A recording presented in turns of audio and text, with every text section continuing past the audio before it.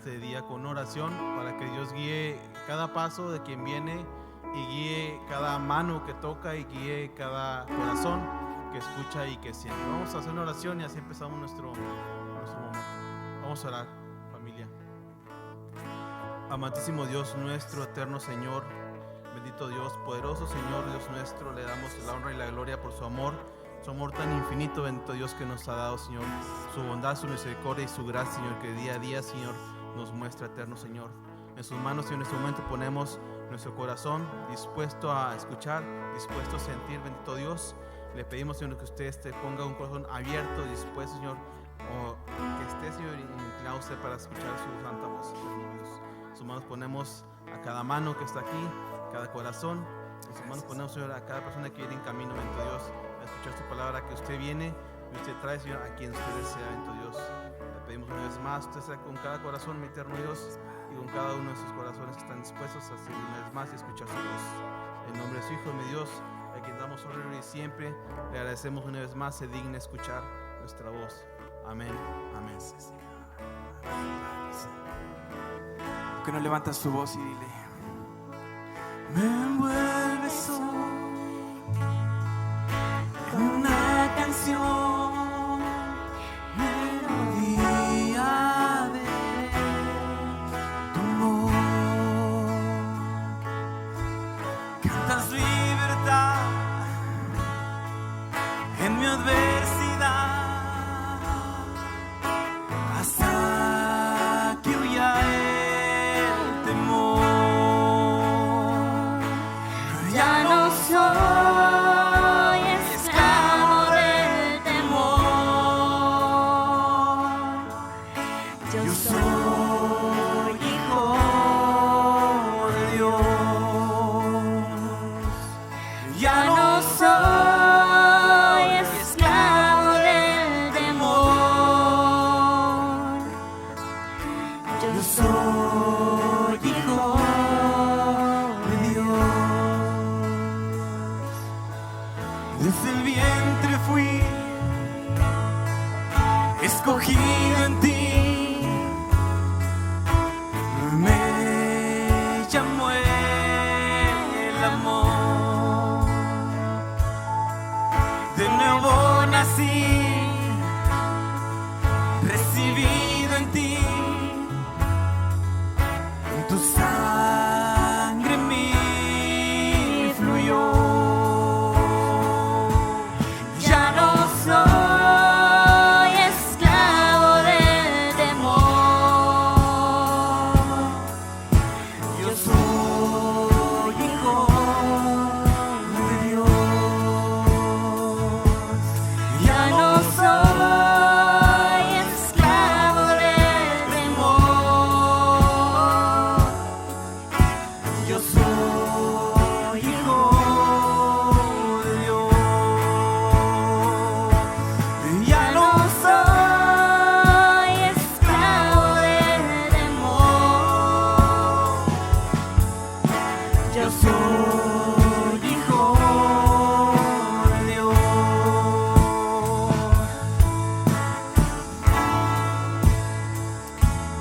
Gracias.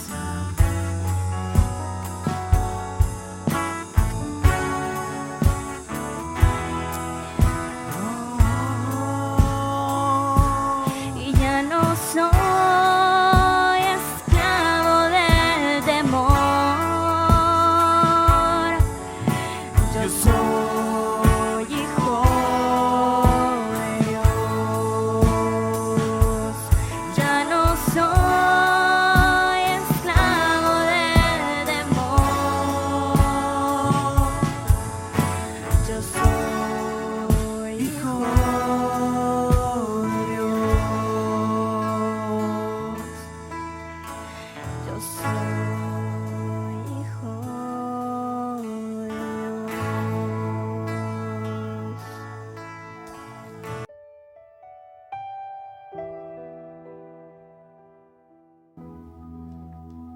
Es un tiempo maravilloso el poder estar en la presencia de Dios y bueno, pues en realidad reunirnos es un privilegio. Hay muchos lugares en donde aún no se pueden reunir, tienen que seguir haciéndolo de manera virtual. Hay muchos países que no se pueden reunir todavía en una iglesia y nosotros tenemos ese privilegio. Hay estados de la República de México que no se pueden reunir y nosotros tenemos ese privilegio de poder hacerlo. Así es de que hoy, en este momento, vamos a tener un tiempo de la palabra de Dios y queremos darle la bienvenida o saludar a la gente que nos está siguiendo de diferentes partes de la República a través de las redes sociales. Nos siguen de la Ciudad de México, del Estado de México, de Hidalgo y bueno, pues de diferentes partes. Y es un día maravilloso, así es de que quiero que abran su Biblia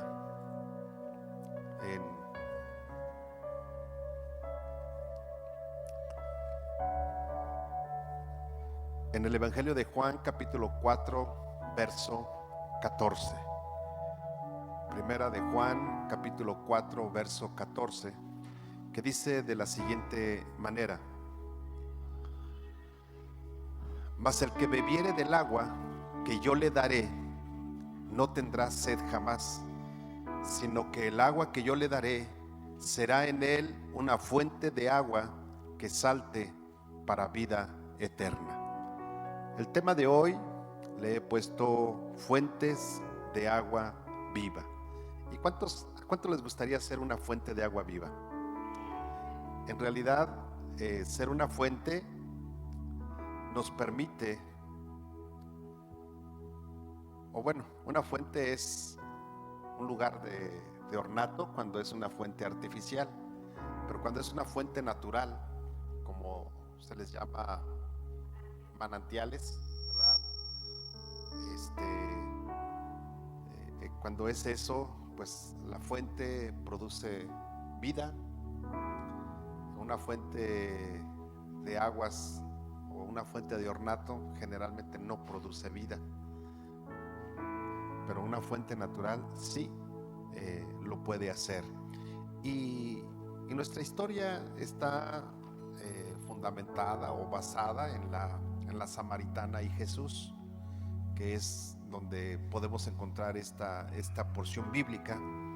Y precisamente Jesús le dice a la samaritana: mas el que bebiere del agua que yo le daré no tendrá sed jamás, sino que el agua que yo le daré será en él una fuente de agua que salte para vida eterna. Y miren, quiero asentar el por qué la mujer se sintió desconcertada o sorprendida de que Jesús platicara con ella. Y sucede que los judíos y los samaritanos había un odio intenso entre ellos. Y ese odio existía desde tiempo atrás, desde que había caído el reino del norte, o sea, el reino de Israel. Samaria pertenecía al reino de Israel. Y eso sucedió más o menos 720 años antes de Cristo. O sea, imagínense, 720 años atrás se odiaban judíos y samaritanos. Ustedes recordarán que el reino de Israel se dividió después de Salomón, ¿verdad? 10 tribus pertenecían al reino del norte y 2 tribus al reino del sur. Entonces, desde 700 años atrás, ellos se odiaban. Los asirios deportaron 20,000 israelitas. La mayoría de los deportados, cuando habla de deportación, habla de que se los llevaron esclavos, ¿sí? 20,000 israelitas se los llevaron esclavos, y la mayoría de esos israelitas eran de la clase alta, y los reemplazaron con colonos de Babilonia, de Siria y de otras naciones. estos extranjeros introdujeron ídolos paganos y se casaron con los hebreos, creando así una población mezclada étnicamente, como lo que sucedió en México y en toda América cuando llegaron a colonizar este continente. Hagan de cuenta lo mismo. Los judíos despreciaron a sus primos del norte o a sus hermanos del norte, es decir, a los samaritanos, debido a los matrimonios mixtos y prácticas idolátricas, y muy pronto se erigieron muros permanentes de amargura entre ambos lados. Es decir, era un odio recíproco, ¿verdad? Se odiaban. En los días de Jesús, las hostilidades eran tan graves que la mujer en el pozo estaba sorprendida de que Jesús hablara con ella. Y Juan lo explica de esa manera y dice, en el verso 9 del capítulo 4, dice que judíos y samaritanos no se trataban o no se tratan entre sí, no hablaban, no cruzaban palabra. Ahora, aquí había un problema todavía más grave que a la mujer lo sorprendió. Era muy difícil que un hombre, el maestro Jesús, hablara con una mujer, porque eso también estaba en la ley. No podían hablar con una mujer, o más bien dicho, una mujer no podía hablar con un hombre. ¿Sí? Eso era la ley. No me vean feo, mujeres. Yo no tengo la culpa de eso. Eso está escrito en la ley. ¿Sí? Tan es así que, de acuerdo a la cultura judía, a la cultura israelita, los hombres, cuando se levantaban por la mañana y daban gracias a Dios por el nuevo día, parte de la gratitud que ellos decían hacia Dios de sus oraciones era: Señor, te doy gracias porque no me hiciste mujer. Era parte de sus oraciones, ¿eh?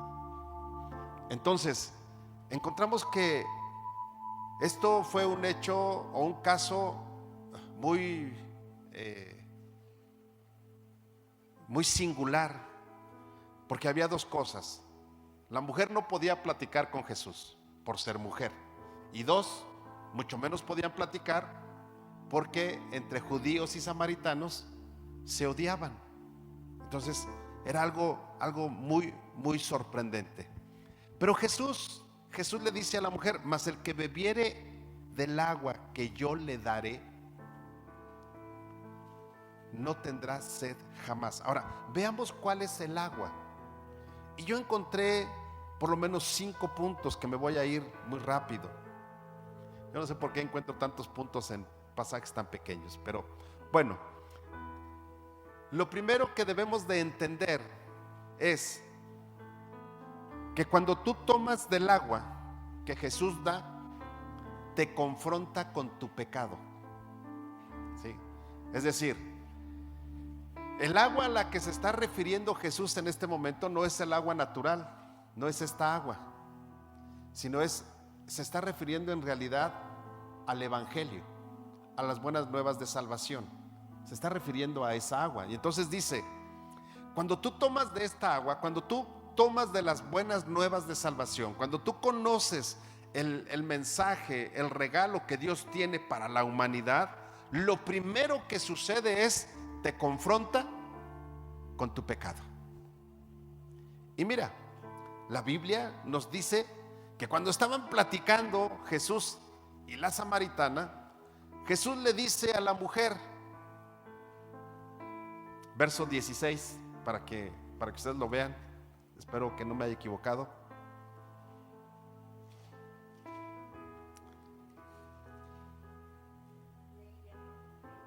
Le dice, y Jesús le dijo: ve, llama a tu marido. Y la mujer le contesta: no tengo marido. Y Jesús, sabiendo la vida de las personas, le dijo: bien has dicho, mujer, porque 5, ¿sí, verdad? Dice así: 5 maridos has tenido, y con el que vives, o sea, estás en unión libre tampoco es tu marido, aunque vivas con él. O sea, ¿se dan cuenta la confrontación que Jesús hace? O sea, cuando tú vienes o cuando tú conoces de Jesucristo, lo primero que hace el Evangelio es confrontarte con tu pecado. Eso es lo primero. Y encontramos aquí que cuando nosotros tomamos del Evangelio, cuando nosotros conocemos de Jesucristo, lo primero que sucede es un confrontamiento con nuestro pecado y reconocemos que somos pecadores. Número 2, te ubica en lugar de la adoración. Versos 20 y 21. Dice, nuestros padres, la mujer cuando Jesús le dice que está en pecado, la mujer, como todos nosotros, como Eva, se sale por la tangente. Y entonces le contesta a la mujer, Señor, me parece que eres profeta, porque sabes cómo yo estoy viviendo, cómo vivo. Me parece que eres profeta. Y luego le dice, mira, nuestros padres adoraron en este monte. ¿Qué tenía que ver eso con la adoración? Nada. Pero ¿cuántas veces tú y yo, cuando hemos sido confrontados con nuestro pecado a través de la palabra, tratamos de salirnos?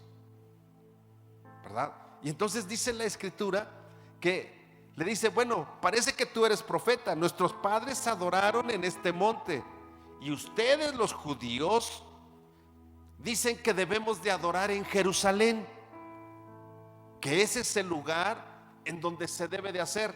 O sea, le está diciendo, ¿tú qué opinas? O sea, eres profeta, entonces enséñame qué tengo que hacer.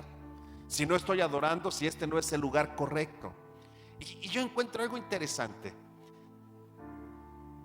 Cuando las aguas las aguas del Evangelio llegan a tu vida, te confrontan con tu pecado, pero además te ubican en el lugar de adoración y te dice, no es la religión, ninguna religión sirve para adorarme. ¿Y ustedes han escuchado eso? Bueno, es que mi religión es la verdadera. O sea, como en mi religión es donde sí se puede adorar a Dios, en tu religión no. ¿Se han escuchado alguna vez eso? Bueno, y algunos todavía van más allá, porque eso es cuando son de diferente religión, ¿verdad? Cuando hablamos de la religión católica, la cristiana y no sé, mormona, testigos de Jehová, sabáticos, luz del mundo, ¿verdad? Son religiones, ¿sí o no? Pero también encontramos que hay gente ya que son cristianos, y son cristianos y a lo mejor son bautistas, metodistas, pentecostales, no sé, llámese el nombre que sea, pero en su nombre dice cristiano, ¿no?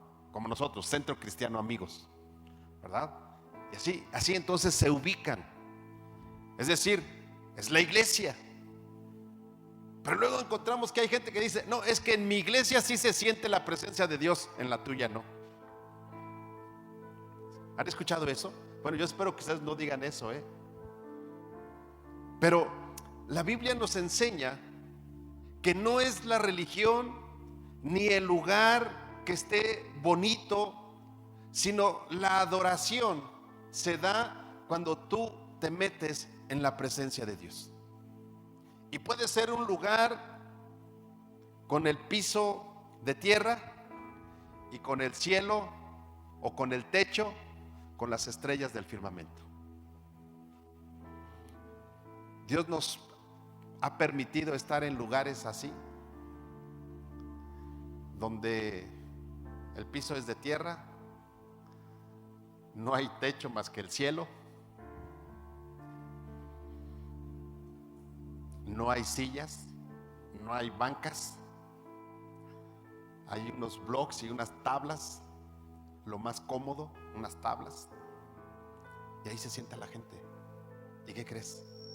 La presencia de Dios se siente. Y no hay calles. Tú llegas al lugar,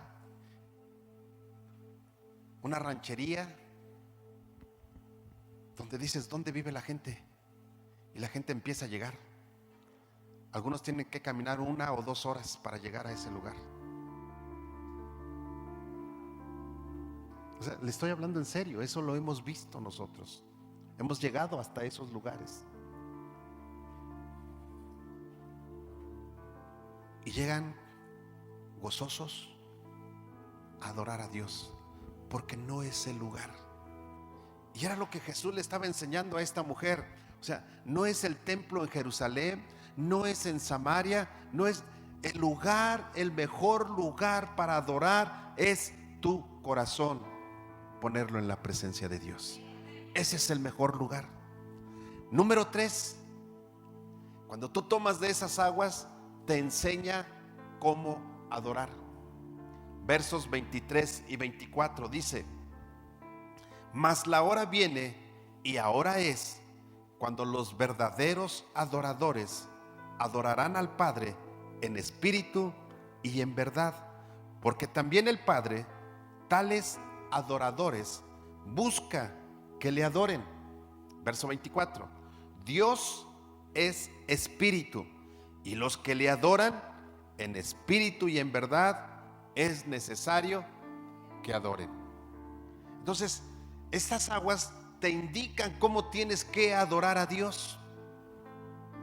La verdadera adoración no es una fórmula o un ritual o un ceremonial. No, la verdadera adoración es una realidad espiritual que está en armonía con la naturaleza de Dios, de tal manera que el Espíritu Santo, el Espíritu de Dios, se pasea donde se encuentra la gente adorándolo, y la adoración debe de ser verdad. Es decir, la adoración debe de salir de lo más profundo de tu corazón, pero también con todas tus fuerzas y con toda tu mente. Que en lo que estás haciendo estés consciente que estás adorando al mismo Dios. Debe de ser una adoración transparente, una adoración sincera, una adoración que vaya de acuerdo al mandato bíblico. Y quiero decirles algo: la liturgia de la iglesia cristiana, de toda la iglesia cristiana, incluyéndonos nosotros,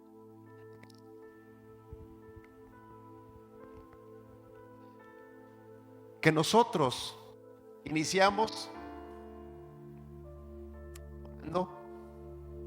luego unos cantos de alabanza, luego uno de adoración, y así llevamos nuestra liturgia. Pero esa no es la liturgia de la adoración. La liturgia de la adoración de Dios es cuando el Espíritu Santo se mueve. Tú puedes adorar a Dios de una manera diferente. En una ocasión he escuchado algunos testimonios que me han dado ganas de hacerlo en la iglesia, y a lo mejor un día lo vamos a hacer, en donde inician con la predicación.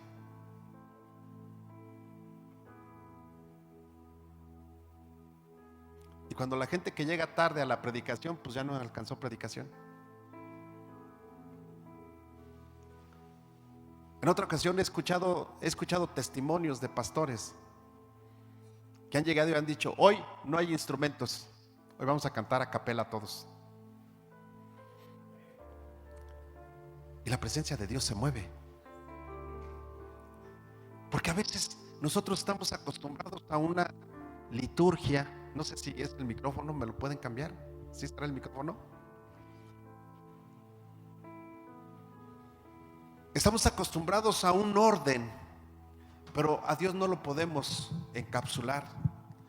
Es por eso que la verdadera adoración es la que sale del Espíritu.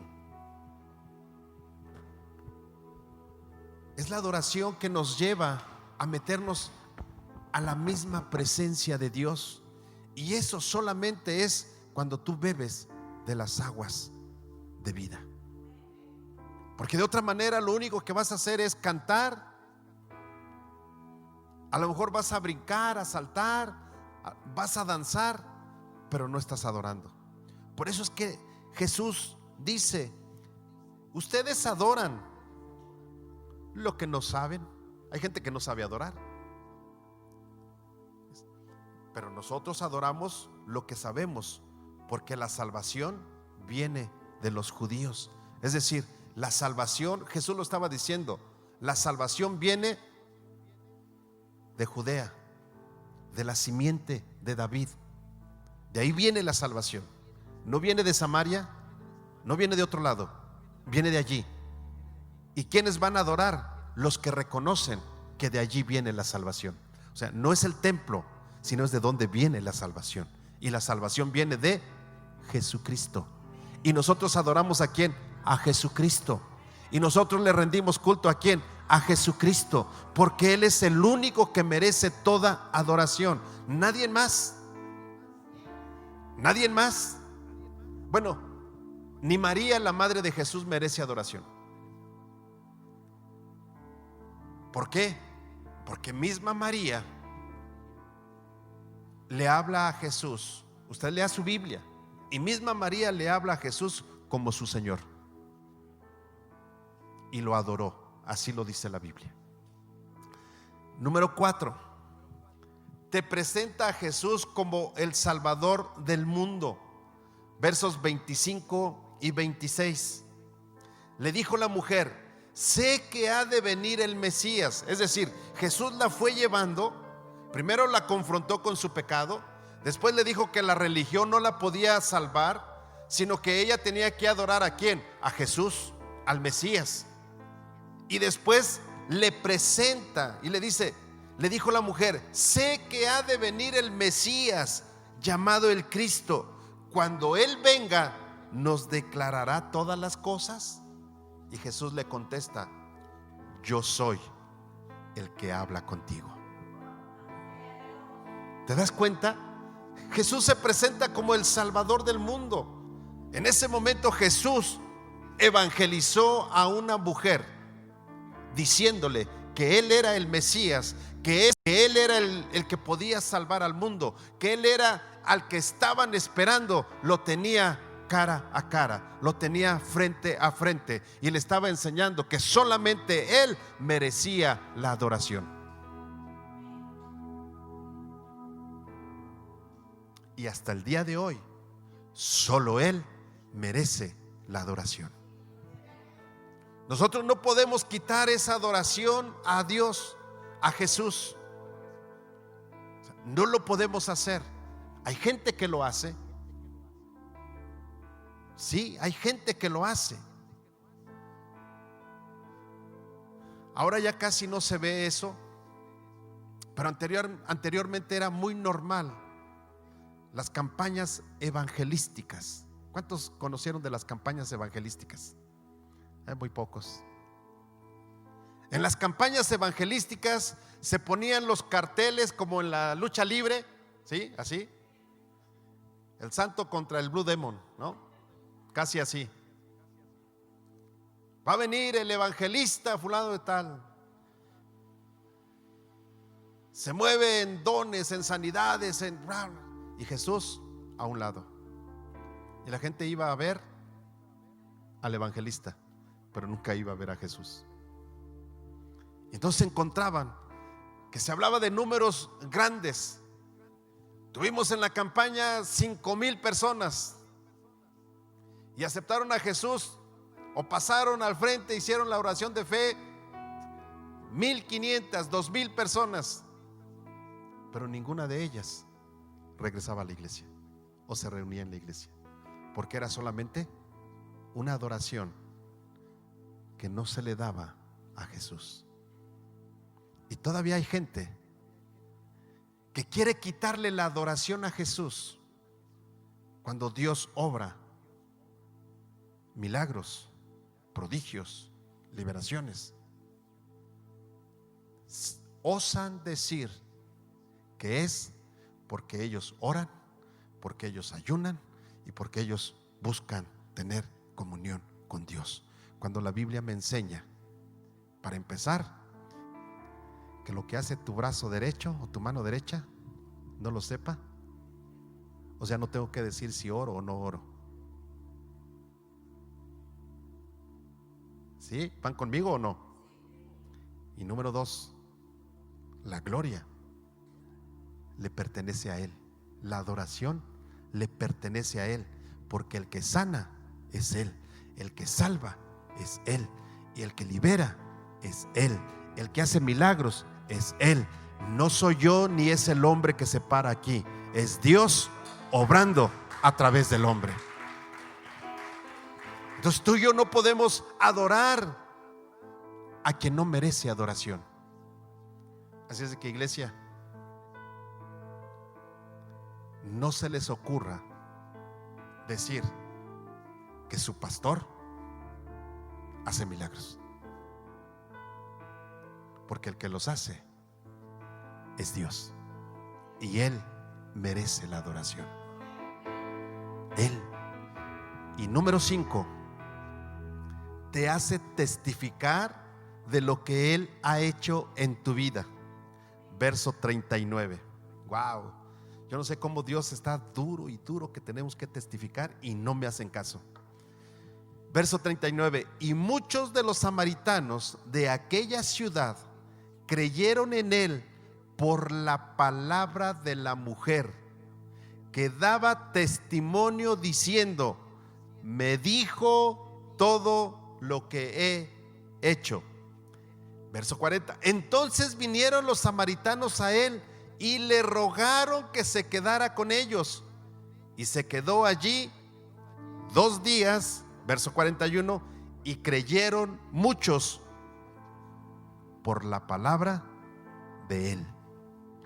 Y le decían a la mujer: ya no creemos solamente por lo que tú dices, porque nosotros mismos hemos oído y sabemos que verdaderamente este es el Salvador del mundo, el Cristo.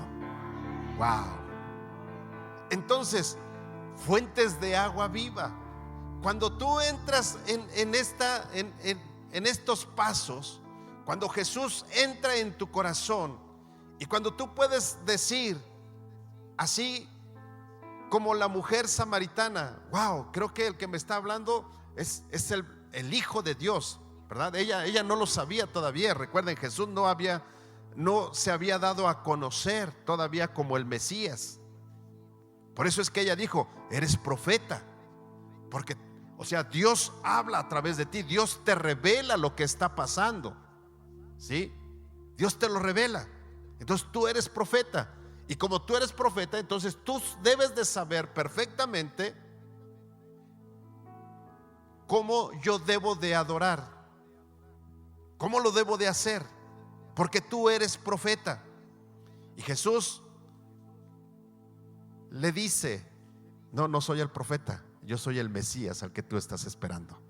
Yo soy el Salvador del mundo al que tú estás esperando.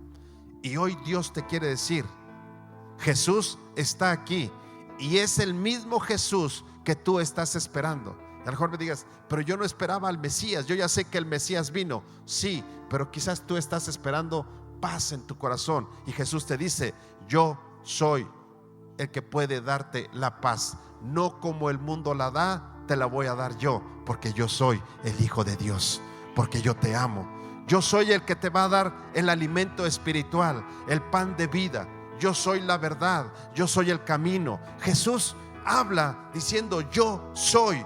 Y yo soy, solamente Dios utiliza ese nombre. Cuando Moisés le dijo a Dios: ¿y en nombre de quién voy a ir? Dios le dijo: vas a ir en nombre de yo soy. Y Jesús es el único que utiliza ese nombre. ¿Sabes por qué? Porque es el Hijo de Dios, porque es el mismo Dios.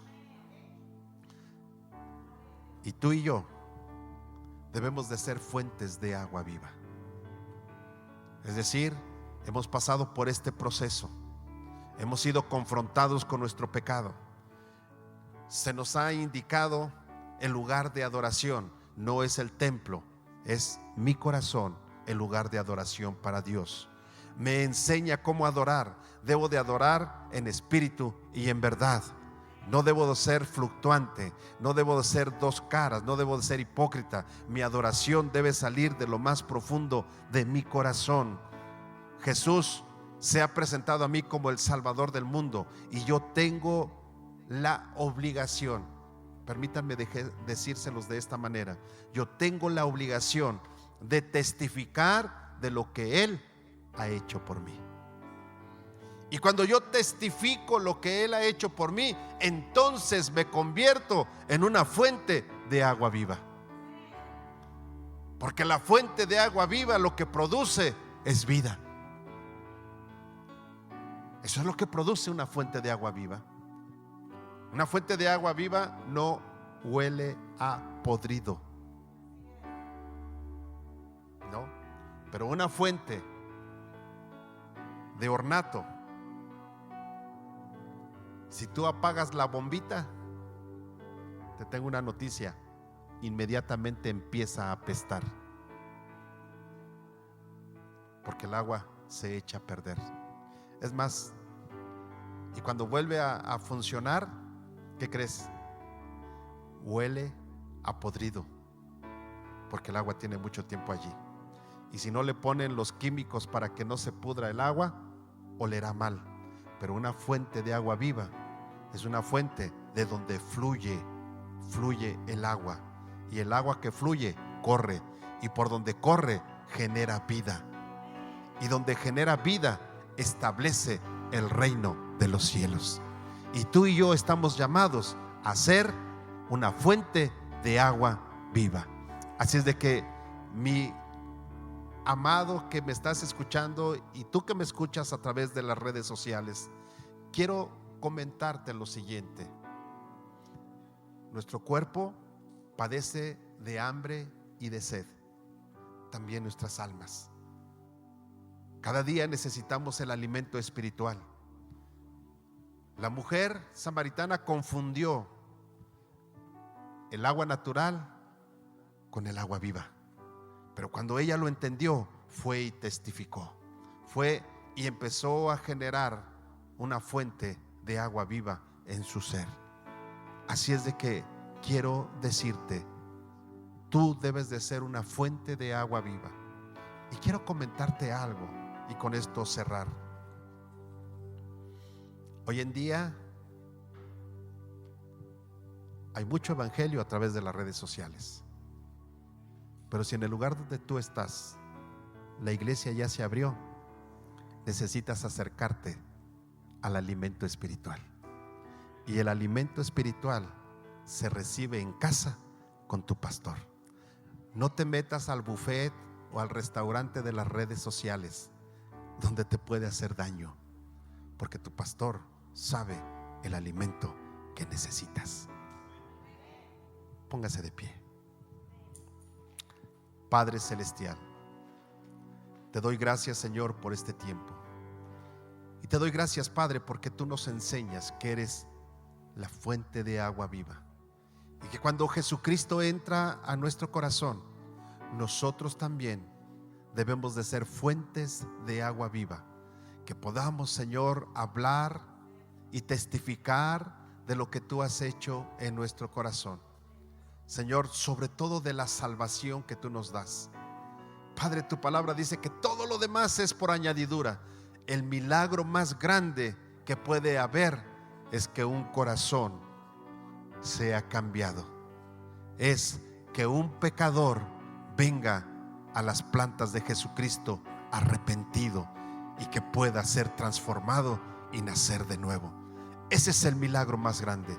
La gente busca lo que tu palabra dice, lo que es añadidura, busca sanidades, busca economía, busca otras cosas, pero el verdadero milagro y el más grande milagro es buscar las cosas celestiales, porque todo lo demás viene por añadidura.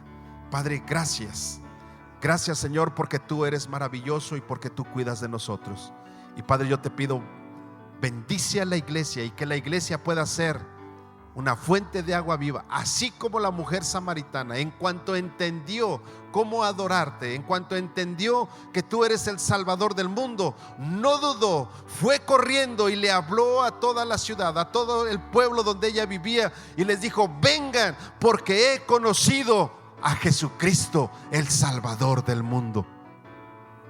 Padre, gracias, gracias, en el nombre de Jesús, amén. Quiero despedir a nuestros amigos que están a través de las redes sociales. Que Dios te bendiga. Muchas gracias por estar con nosotros, por seguirnos. Si tienes una iglesia, acércate con tu pastor. Si ya aceptaste a Jesús como tu Salvador, sé una fuente de agua viva. Y si no lo has aceptado, no pierdas tiempo. Jesús te ama y quiere hacer de ti una fuente de agua viva. Que Dios te bendiga. Y nos vemos el próximo domingo, 10 de la mañana. Dios te bendiga. Pueden tomar su lugar.